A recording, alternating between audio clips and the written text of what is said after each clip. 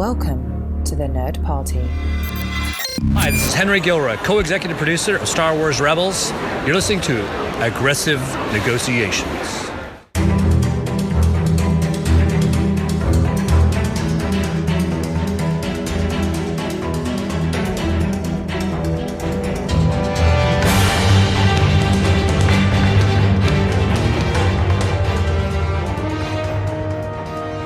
Welcome to Aggressive Negotiations, the Nerd Party's podcast that focuses on the nooks and crannies of the English muffin that is the Star Wars galaxy. I'm one of your hosts, Jedi Master John Mills, and with me as always is the illuminated, the illuminating, and possible member of the Illuminati, Jedi Master Matthew Rushing. Well, great. Oh, oops. Now it's out. Jeez, I did it again, didn't I? I'm so sorry.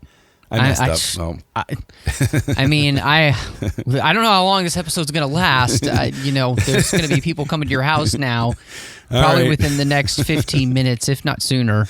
All right, let me open as many beers as I can before we start recording. I hope your family doesn't miss you. I wouldn't. But, okay, so we are, of course, here with Aggressive Negotiations. And you, as usual, if you want to reach out to us, you can go find us over on Twitter. Our show handle is @TheJediMasters. If you want to reach out to us through the network accounts, it's @JoinNerdParty on Twitter. You can go over to Facebook, facebook.com/TheNerdParty, The Nerd Party on Instagram, or you can go to thenerdparty.com/contact, look up Aggressive Negotiations, and it sends us an email with your question. So, all of that preamble out of the way, I wanted to surprise you with a question tonight, Matt. Yes. It's nothing too deep, but it's something I legitimately started wondering because, as the world knows by this point, I live in the land of the theme park. I live in entertainment land. And so I was wondering while I was at one the other day, I said to myself, in a galaxy of spaceships and space wizards and all of these sorts of things, do theme parks and attractions and those sorts of things exist in Star Wars? And on top of that, in a place where thrills like this are every day, what do people in the Star Wars galaxy do for family vacations and that sort of thing? That's a really good question. I mean, so I'm thinking immediately, we know that in The Last Jedi that Canto Bight exists and, is basically, I guess you would say the high class Vegas, it sounds like almost like the 60s Vegas where it was really classy. So people do that. The Leia book mentioned that they have this survival training thing that they do, and they go on all these hikes. So apparently people do outdoor things like that. They still hike mountains and that kind of stuff. I even thought, I'm surprised there isn't some sort of maybe skiing on those mountains, especially you see in Alderaan or something like that. Right. So there's that kind of stuff. But, theme parks, that's a really interesting, like even though you're in a spaceship, right, you don't seem to feel the acceleration of the spaceship. They never mention that in Star Wars. There's none of that. There's never a question of whether or not you feel it. But it does make me wonder, wouldn't they still enjoy, can you imagine the drop on a ride in Coruscant? Right. Would they build coasters, even higher and crazier than, I was at SeaWorld and I went on this one called Mako. That's insane. I think it's the highest coaster in the state. And it is crazy tall and it's thrilling. Would they, going with the Leia book, what you're talking about, they also have all of the safety equipment and everything. So obviously the safety technology is ahead there. Do theme parks lose their luster if you remove any sense of danger? Like theme parks, they are, they are hardcore about their safety features now. And, you have not just the bars, but also the belts and everything's triple locked in and they got all of these computer systems and everything like that. But in Star Wars, it almost seems like they've removed any of the danger of falling down a crevasse or anything like that. Would roller coasters go out of style simply because they would know that they could engineer it to the point where there's no danger, no thrill to it at all? I mean, the whole fun of a roller coaster is that split second where you still feel like you're going to fly out of the chair. See, I mean, yeah, I guess if it's run by like Graballa the Hutt, maybe, we'd have to worry about that. Like that would definitely worry me quite a bit. Who was actually running my theme park? That's an excellent point. Like, do you really want to, like, can you imagine the theme park at Tatooine, like just a rusted out rat hole, like grammarian guards, shuffling you through, like, who knows the last time the safety inspection came by. I mean, sand gets everywhere, and I don't say that as a joke. I mean, that can't be good for roller coaster equipment. Right. How are you going to keep it lubricated? How are you going to keep the gears moving? Yeah, there's absolutely no way that's going to happen. I mean, so it just, when you do start to think about it, it doesn't seem good. But at the same time, people are going to have to do these things. Like, there have to be family vacations. And unless everybody in the Star Wars galaxy is hardwired to go experience other cultures, I mean, I call me skeptical, but I think if you give a hardworking family the option of either doing a big cultural exchange, I'm going to go fly over to Camino and learn about the oceans and the creatures over there and the cloning facilities and all of that. Or I'm going to spend 3 days and 2 nights on thrill rides eating cotton candy. I think thrill rides and cotton candy are going to win out a whole lot of the time, So but I mean, I don't think we've ever seen anything like a theme park expressed. And I think that something like Canto Bight is really like, it's a glittering Vegas sort of thing. But, what appeal does that have outside of, it's not like kids can go there. Like, you can take your family on a vacation or something. Yeah, and I think this is a good question, because I mean, it's obviously something that you wouldn't get outside of, like, before the prequels, really. Like, during the prequels, you might have had this opportunity, like during the height of the Republic, where people can travel safely and they can enjoy, going on these kind of vacations and stuff. I mean, so much of Star Wars is about a war, of the galaxy. Mm-hmm. And so, to kind of think about what peacetime, like what happens between Return of the Jedi and The Force Awakens, when everything's like mostly good, except for that First Order that nobody's paying attention to, because they're the JV team. But well, so, I mean, like, what do Luke and what do Leia and Han take Ben to, on vacation? Oh, wow. Wouldn't that be an interesting story, does he go to the dark side because nobody takes him on vacation?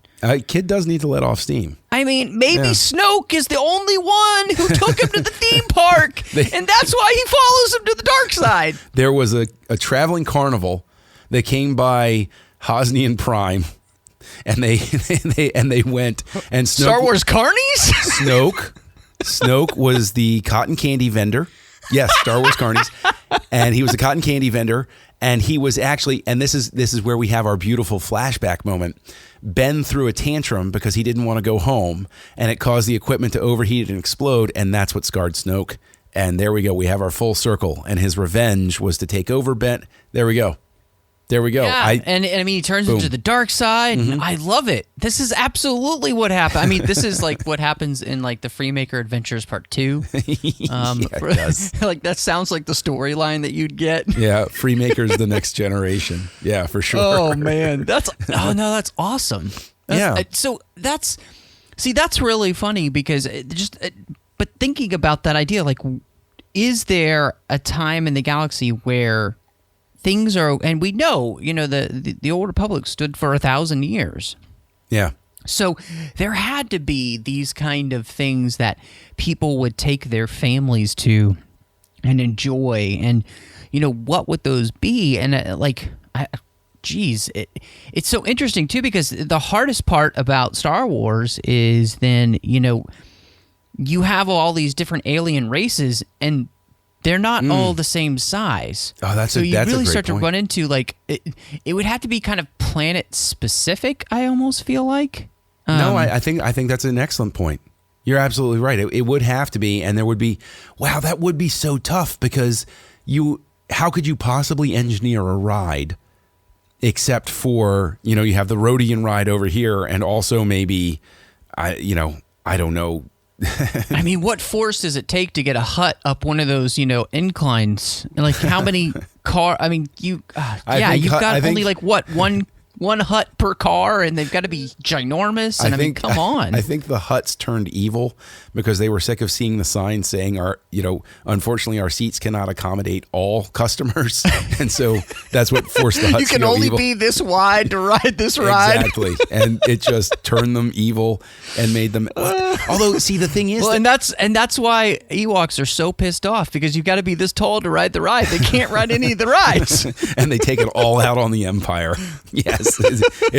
Oh wow! What if Endor was going to be developed as like a natural environment, like an Animal Kingdom sort of thing?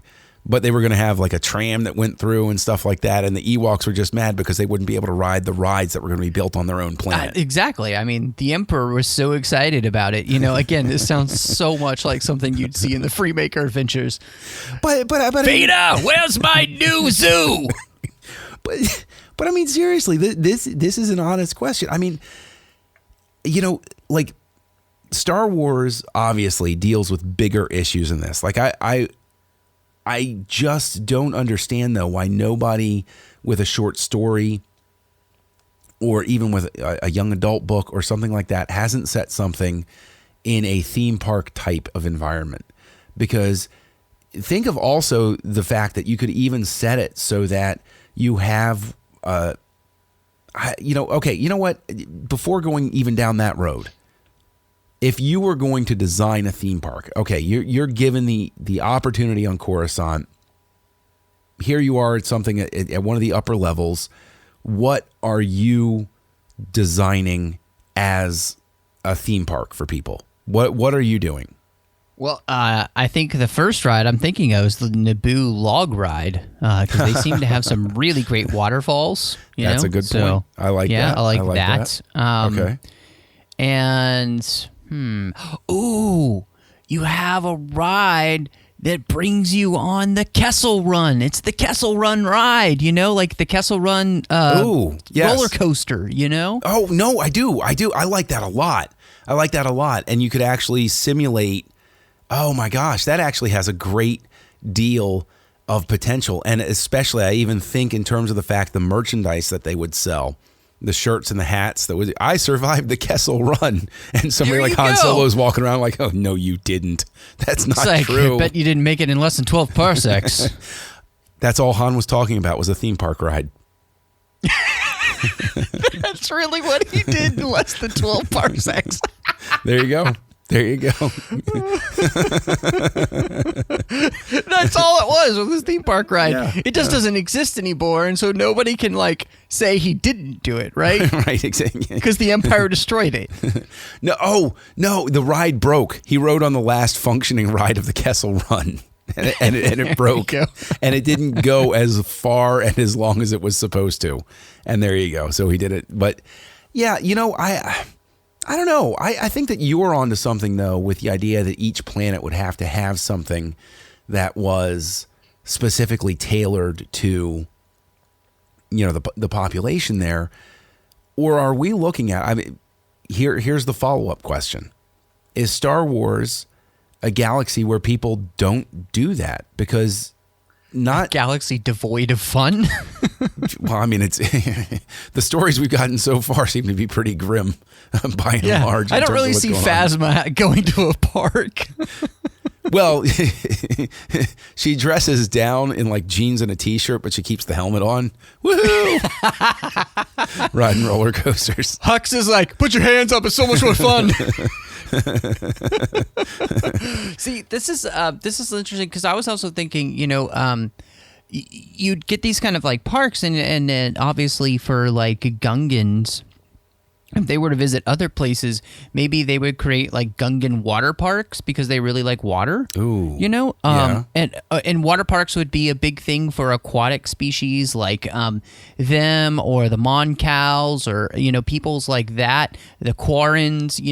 When they're off world, like say, and this is kind of where you get into that kind of a species specific kind of thing, but like say in Coruscant, there might be a district that has a water park that these aliens are able to go to and enjoy a much more humid environment and spend time in lots of water, and it's kind of like a luxury resort, right, theme park type thing, but it's based around their needs. So that could be one thing that we might see in Star Wars, and I would think honestly might actually exist in a place like Coruscant. Sure.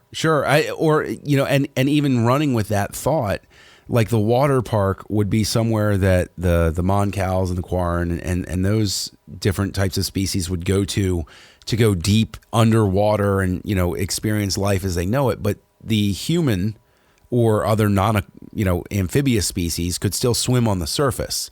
It could actually be a great place for everybody to sort of hang out together. Right. And there might be, huge like slides or, of course, massive like waterfall slides or all that kind of stuff, because aquatic species still enjoy water. So, yeah, I could totally see it. And, Padme even talks about swimming when they go to the lake country, and they'd swim out and, they'd dry on the sand and then they'd swim back. So it definitely seems like people did, especially, before the prequels, that era really was probably the place where we would see these kind of things, people enjoying life more because there isn't all of this strife in the galaxy and things like this actually, existing. I think, I like that idea. It does make me wonder when you could be on an actual, spaceship or whatever and like zooming around, does it capture the same thing if you're on like some kind of roller coaster? But I still think, from what we see, people would still enjoy that kind of thrill because it is a different type of thrill. And most people aren't like flying crazy in their spaceships through, asteroid belts like Han Solo. Yeah, and something else that I think of here is that the Star Wars galaxy, and this is something I like about it, is it came into being and was dreamt up by a man who didn't think in terms of modern devices that say would be taking over entertainment as we know it. Say, for instance, VR stuff. I don't see, because it could be a really easy dodge for somebody to say, well, there wouldn't need to be theme parks because people could put on a VR experience in the Star Wars galaxy because they have the holographic technology and all of those sorts of things. But the Star Wars galaxy very much exhibits that mechanical engineering instead of computer engineering mindset, where things are tactile and people still want to experience things as opposed to virtually experience things. That there's very much a sense that no matter what walk of life you're from or what planet you're on, people are much more interested in actually going out and interacting instead of playing an online game or something like that. Well, and this is interesting because I was just thinking about this. So remember in episode 2 when they go to the lower levels, they're chasing Zam Wessel and they go into the club and there are those live broadcasts happening of different sporting events and games happening. So it does kind of make me wonder if there's like any kind of sports that happen. And obviously there was like droid sports happening. It kind of looked like basically droid football. Yeah. But it also makes me wonder if that was actually something that happened in anywhere else. Like if like human, like any of the actual alien species played those sports and things like that. So, not just having like theme parks, but do you have, we already know that there's pod racing. So there does seem to be these parts of what we think of as entertainment culture. Mm-hmm. People went to the opera and Coruscant, Yeah. So there are these things that we see in a time period that's not driven by war for the most part. So I think it's actually a really valid question. Is there like a theme park in Star Wars, and what would that be? And like I'm just imagining all the rides that you could have based on the technology that they have. Yeah. What you could do with like a roller coaster or just holographic technology or anything like that. And it just seems like it could be so much fun. Yeah, and even with you mentioned the Galactic Opera House on Coruscant, you have to imagine that there would be a venue like that. Even could be a multi-purpose venue where you could have the opera one night, and it's easy to start like making jokes because the Simpsons always made the jokes of like what was going to come in the next night and stuff like that. I guess that's sort of like a common cartoon trope, but you would have the technology to turn it around, to turn that into I don't know, circuses would they exist in Star Wars? Circus, a zoo,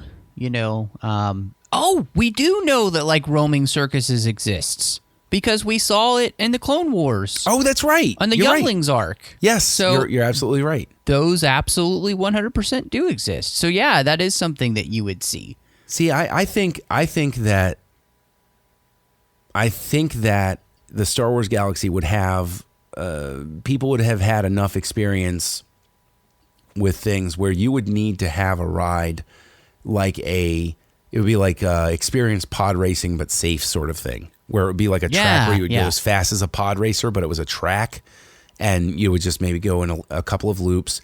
But I do think circuses and traveling carnivals would probably be the most popular because they could specifically go from planet to planet peddling the fun and information, or just the experience of saying, hey, we were just in, whatever sector of the galaxy, and now we're here in this quadrant, and we brought with us this time, and they could have all of the different things set up. I think that is probably, in a galaxy where planet to planet travel is such a commonplace thing, it would probably be most likely that instead of theme parks, you would have, I think you would have theme parks here and there, but I think you would have primarily traveling circuses and carnivals filling that need. Like I could see one coming to Tatooine. Yeah, and the idea of like there being holodramas that people would watch, those have been something you'd seen in the old EU, and obviously with having that crazy Mon Cal water opera thing, you get the feeling like there is this kind of entertainment for people, and it kind of makes you wonder what it is. Along with we do see in the Last Jedi trailer that there are books, so like we're seeing something that we haven't seen before really in Star Wars. Obviously there's the Jedi library, we saw that, but everything seemed to be digital. Didn't they answer at some point that there were actual books somewhere in there? And I wouldn't be surprised. Obviously you there, if you have knowledge old enough, you're probably going to have it written down somewhere in places like that. But seeing that, so you get this idea that there is this there's so much more to life in Star Wars, and I guess part of us doesn't really care about that in the sense we don't want to see a movie where somebody goes to a theme park, right? That's true.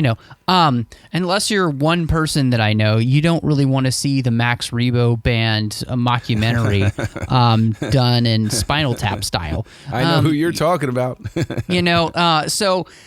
But those things that we seem to enjoy, whether it's music or entertainment or some sort of we talked about sporting events or people enjoying a night out or what, theme parks that traveling circuses. It's crazy to think that all this stuff is there probably in the background, and we've only seen little glimpses of it. But what a great question. Now I kind of want to see what an actual Star Wars theme park in Star Wars, not, like Star Wars Land from Disney, looks like. I agree with you. And so that's why I'm going to say here, I want to put the call out to anybody listening. We would love for you guys to participate, to tell us what you think would qualify as a good ride, something you would enjoy to see there in the Star Wars galaxy, something that you think would be not out of place as a theme park or as an attraction or whatever else. So you can reach us at all of those contact places we mentioned earlier on the show: Facebook, The Nerd Party, at The Jedi Masters on Twitter, at Join Nerd Party on Twitter. And you can reach us through all of those channels. But Matt, where can people reach you online if they want to talk to you about this? Yeah, you can find me on Twitter, MattRushing02, Instagram under the same name. I'm here on the network doing Owl Post with Drea Kaufman as we talk through each and every chapter of the Harry Potter series. It's so much fun. We're in the middle of the Prisoner of Azkaban right now, so hopefully everybody will enjoy that and check it out. We are just having a blast. You can also find me on the Trek FM network. I do The Orb there with Chris Jones as we talk about Deep Space Nine. We are crossing our fingers that we'll have some new episodes of that out soon. So also the General Geek Show, which is the 602 Club, and we're talking about all the fandoms we love, from Star Wars to Bond to comic book movies. I mean, it goes on. In fact, John, you were just there. We talked about Justice League, which is a lot of fun. Yes. Turned out to be a great episode. So you know what? It was a great episode. And as always, the shout out to the 602 Club is the godfather of this show. And it really is a nice place to go if you want to hear some civil discourse about movies you both agree and disagree about. It was weird, when the podcast talked to us and it was like, I'm going to make you an offer I can't refuse. You're going to talk about Star Wars, on your own show. And we were like, okay, we're both Sicilian. We got it. Yeah, so we got it. And you can find me at one more show, and that's called Cinema Stories, and that's with my pal Courtney, as we talk all about films through the lens of faith. And we also just talked about Justice League there, kind of dissecting some of the themes, morals, meanings, and messages and stuff that come from that. So I hope you'll check those out. Now, John, I'm the only one who's got a ton going on. Where can people find you? Oh, well, you can find me as Kessel Junkie on your social network of choice. You can also find me co-hosting right here on the Nerd Party Network, co-hosting Great Shot Kid with Mike Schindler. You can find me over on the Trek FM network, also co-hosting Stage 9 with Mike Schindler. And you can find me on Words with Nerds, co-hosting with my pal Craig. So with all of that said, Matt, I think there's only one thing left to say. I think it's time to close negotiations. John, negotiations are closed.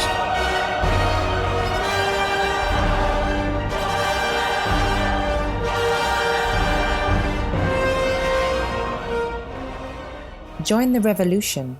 Join the Nerd Party.